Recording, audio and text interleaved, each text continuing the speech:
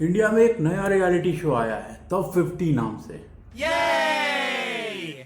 अब ये शो है या भारत सरकार की ग्रामीण रोजगार योजना। अब ऐसा मैं इसलिए कह रहा हूं क्योंकि 50 मजदूर, मेरा मतलब 50 सेलिब्रिटीज को लेकर आए हैं मेकर्स, जिसमें से 40 रोडीज और बिग बॉस वाले हैं। कुछ सेलिब्रिटीज को तो बाय गॉड कब्र से खींच कर लाए। अब भाई मेकर्स की भी मजबूरी है यार, 50 सेलिब्रिटीज लाने हैं। कुछ तो फ्रेश सेलिब्रिटीज आएंगे और कुछ को पानी मारकर ताजा किया जाएगा। और यार टास्क भी क्या दे रहे हैं। पहले एपिसोड में टास्क दिया म्यूजिकल चेयर। अरे वही जो छोटे बच्चे खेलते हैं, और उसमें दौड़ा दिया गया। मेरा तो दिल धक धक हो रहा था क्योंकि आधे से ज़्यादा लोगों की सांसें फूल रही थी। शो के मेकर्स को एक चीज समझनी पड़ेगी, एलिमिनेशन का कंसेप्ट का मतलब है शो से एलिमिनेशन, धरती से नहीं।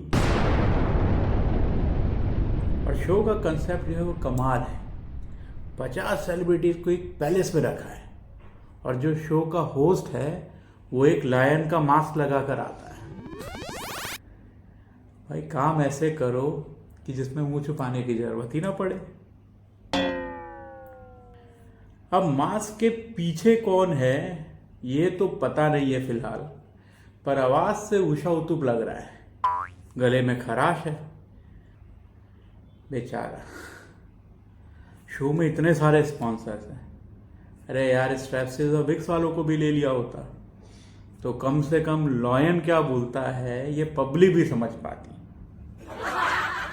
वैसे लायन तक तो ठीक था, पैलेस में जो लॉयन के नौकर घूम रहे हैं उन लोगों ने भी रैबिट का मास्क लगाया है। मुझे तो लगता है बजट कम पड़ गया होगा, इसलिए ये सारे लोग शो के मेकर्स हैं जो इधर उधर के काम कर रहे हैं मास्क लगा के।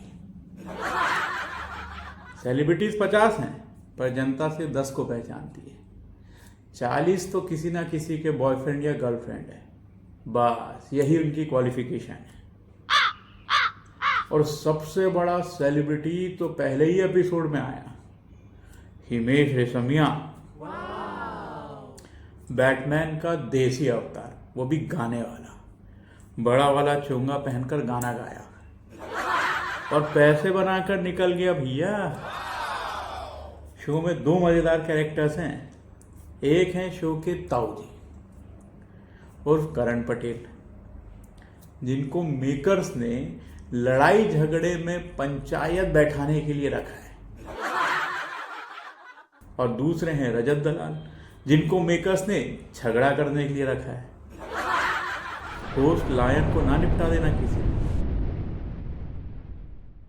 वैसे शो में एक अफ्रीकन बंदा भी है। ये कौन है, क्या है और क्यों है, ये जानना उतना ही मुश्किल है जितना मुश्किल ये समझना कि लॉयन के मुखौटे के पीछे कौन है। मुझे तो लगता है कि इसको इसलिए रखा गया है ताकि ये लोगों को रजत दलाल से बचा सकें।